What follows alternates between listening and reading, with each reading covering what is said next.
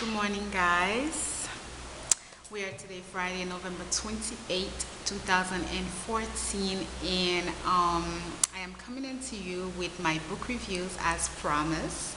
And also maybe it's about 10:30, and I have to go out and do my errands, but I needed to post these videos out.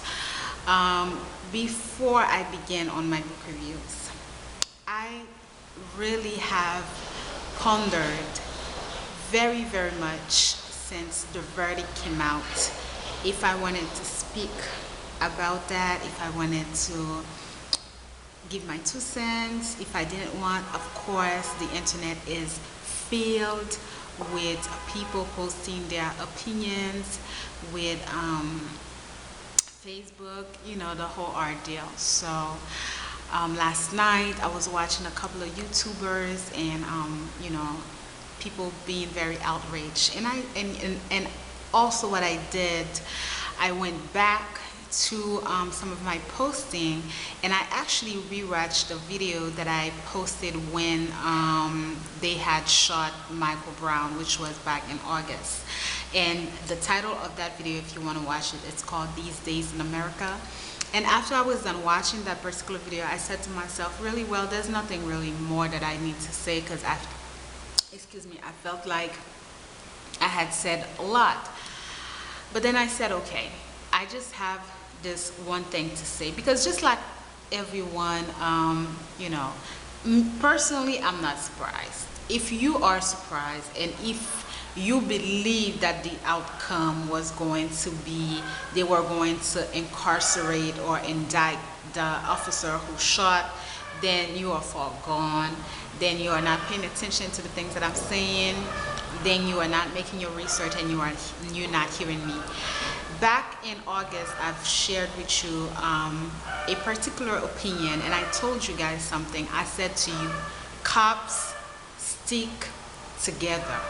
You know how I knew that? There is a book, I don't remember the name of the book, and I read it years ago, and it's by Stephen King.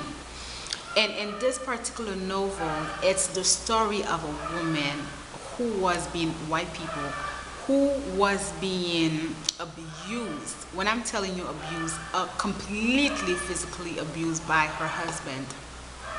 And her husband was a cop. The other officers knew that he was beating the living shit out of her, but they kept quiet. I forgot, Stephen King, in that particular book, he speaks about a code in between cops, kind of like brothers, kind of like, this is why I've told you that there's a bunch of sorority fucked up BS that I don't take parts. Anything that's gonna have to make me pledge, or I'm all for, if you are a young person, if you want to be part of sorority, fraternity, go for it. But me, that's not my thing. I don't like to be part of any groups, and that's just not my thing. Now, in that particular book, as I said, the officers knew that he was beating the living shit out of her. They knew that, but they kept quiet. And in the novel, she realized that she had no choice. The only choice that she had was to run away from this guy. And one day she just got up without him knowing anything, without her picking up anything, she just left. Why am I sharing briefly that story? It's again to re-inform you as to how things are done in the justice system. Of course, all of us, we are all appalled, because we can clearly see that this is an injustice, right? It's not about, yesterday I posted this sentence on my Facebook page. I said, it's not about color. It's not about color. We all know that Michael Brown was not the perfect child. He was not one of those kids who went to school inside. We all know that. We all know that perhaps, he was a thug, or, it got involved into some things. That's not the point. The point is that where is the serving and protecting that law officers should be giving the public? right? Where is the serving and the protect? Now, if you've never been in any kind of jury before, if you don't know how it works, I happen to have a background in criminal justice, and one of my professors used to take me a lot to watch how the procedure is done. I am encouraging you to watch this movie called 12 Angry Men. It's a very ancient movie, but what that movie does, it gives you a little bit of what goes into the mind of jurors. Okay, what else would I like to share with you in regards to that? I think it was NBC. They had the parents of Michael Brown present right after, you know, the verdict, and the mother was talking. I felt like when the mother said that, like, oh, my son would have never done anything to provoke the officer. For me, I felt like she wasn't keeping it real, right? You have to show, yes, no one, like, as I said before, none of us, right? None of us, we want to bury our kids. And as I said before, every time I see a body, a young body like that, drop dead for no other reason, for no particular reason, my heart just gets broken altogether. When, you know, they were talking to her and she was so hurt by it. But I felt like when she said, no, my son would have never done anything to provoke the officer, I felt like she wasn't true to herself. She could, because at the end of the day, that's not the point. The point is that what caused this officer to shoot the guy, the kid, like that, and have the body lay on the ground? And like, what pushed the officer to, what caused him to do that? He had no motives. He had no reason. But then again, we have to listen to witnesses. People are saying that different people saw different things at the same time. Okay, now, in regards to Ferguson, if I had a message, or just say if I had a message to tell them, I watched them in protest. I will never be one of those people who are going to tell you, don't protest in peace. No. I will never tell you to protest in peace, because history has proved itself over again and again. And even when you do something peacefully, there needs to be an outcome. And right now, the only thing that I'm going to say in regards to that is what they are doing in Ferguson is not going to make anything change. And the other day, I watched Democracy Now! They were covering the story. They were right in Ferguson. And at the end of the story, they again talked about 2 or 3 cases of black kids who got shot by police officers in different parts. Not in Ferguson, but still in the US. That's a problem. We are all into focus in Ferguson, but they're still doing the same thing. And they will keep on doing the same thing, because at the end of the day, black people don't know how to organize themselves. You are protesting, and I'm listening to the young people when the reporters are asking them questions such as, why they don't even have a reason. They keep on saying no justice, no peace. Okay, no justice, no peace. But before you did that, who's your leader? Is there a particular leader that's leading you, or you guys organize? There is a book that I'm reading right now, and once I'm done through reading it, I will tie in with what is called organized crime. Anything that you want to do in life, whether it has to be bad or whether it has to be good, if you want an outcome out of it, then you need to organize it. You need to be focused, and you need to be organized. You've seen it in some of the movies. You've seen it around. How do you think crime exists? How do you think the mafia, the mob, all of these people, how do you think they are in power? Because they are still organized. There is an organizational structure. And black people don't have that. There is no structure within us, within black people, especially black people in America. There is no structure. And these days it's even worse because there is no leader. Who is, obviously, Ferguson should have known that the verdict was going to come back like this. Do you believe that just because they went into a little rioters and they protest when that happened, when they shot him, do you think they took the police? See, let me tell you the difference. Based on what happened in August when Mike was shot and Ferguson went crazy, okay, they did not know that it was going to take the proportion. But what did they do? Before they give out the verdict, they did not give the verdict at 5 p.m. They gave the verdict at 9 p.m. Why? They gave plenty of times for people who were at work to leave work and to go home. See, in Haiti, when we have rioters, when we have people going crazy, they give you a time that they're going to be going out on the streets. It is organized. These crazy people that do these things in Haiti, they get paid for that as well. Don't believe that they are in the street for any reason. They get paid for that. And they are organized. And they start doing their crazy stuff around 7 and 8. They give to school. Now, when they get angry, they don't give them. That's when they shut down everything. That's when nobody goes anywhere. We just stay home because we know they're in the streets. The juror, the people, they knew that. They organized themselves.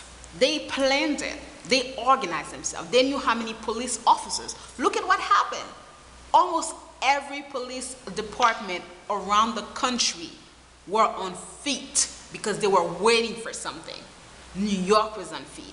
Even Boston, although Boston was quiet, LA, everywhere, police officers were organized because they are preventing what could happen. And they know that people could go crazy. Was Ferguson organized? They were not organized. They did the same thing that they did back in August. They should have been organized. They should have had someone who said, okay, this is how we're going to proceed. 99 out of 100, we know that the verdict is going to come in favor of that particular officer. Now, boom, boom, boom, this is what we're doing.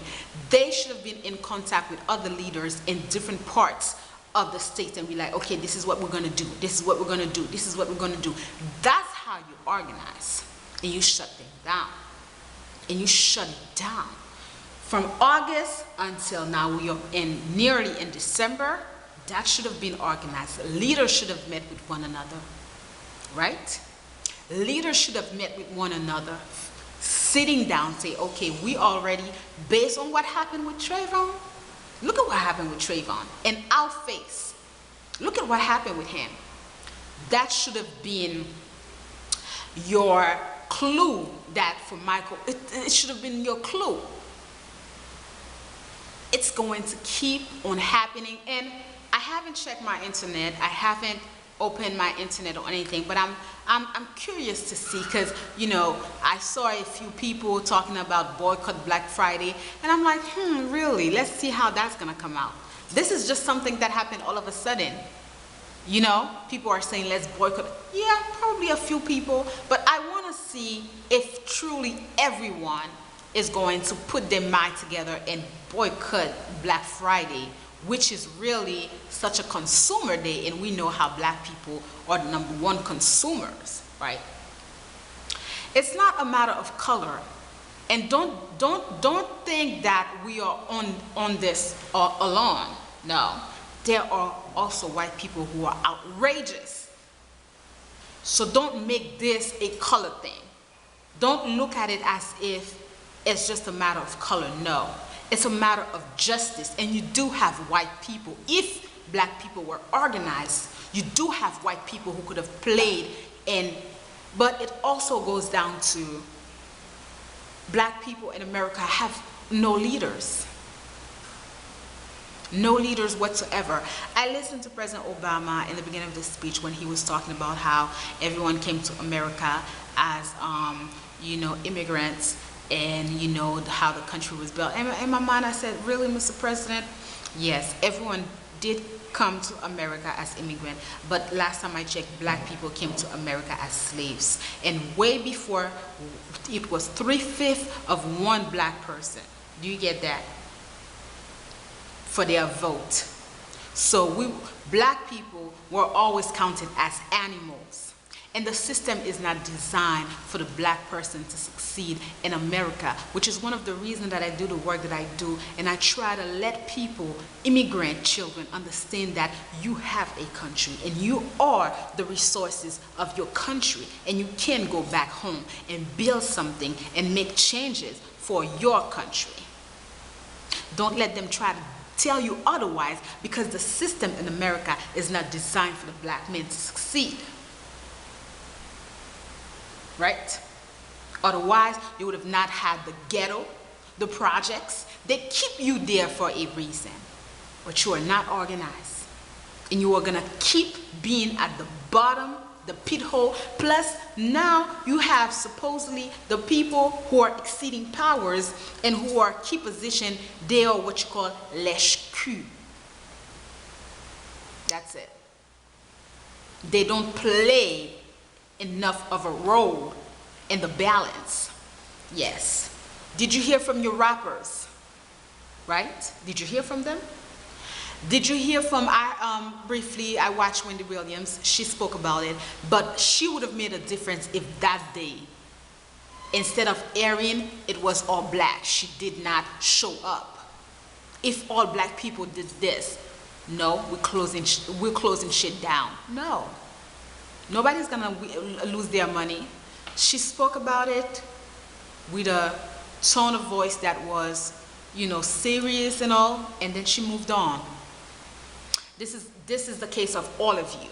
Everybody moves on because the attention span in the US these days is short. It's very short. And police officers know that, law officers know that, the justice system, the Supreme Court, they know that. They are not stupid. They analyze you guys and they put you like this for a reason. Okay? So this is really what I have to say. I could say more, but I have to rush and I want to do my book reviews. Perhaps I'll come back maybe next week and talk about that, but perhaps not. It is time that you guys get organized. And it is time that you understand the role that you play in the American society. It's a damn shame. It's a damn shame. I was listening to most writers on Ferguson, and nobody really made a point. It felt like just like loose people going crazy, but they have no reason why. Nobody spoke, and I didn't feel like out of the young people that I listened to that they made a valuable point of saying why they were out in the streets. And stop fucking making videos, okay? I don't give a fuck. I'm sorry. I don't want to see angry people in America making videos. I want to see you on the street. I have the right to make videos because I'm not in the country. If you want to make a point, then organize yourself. Stay tuned for my book reviews.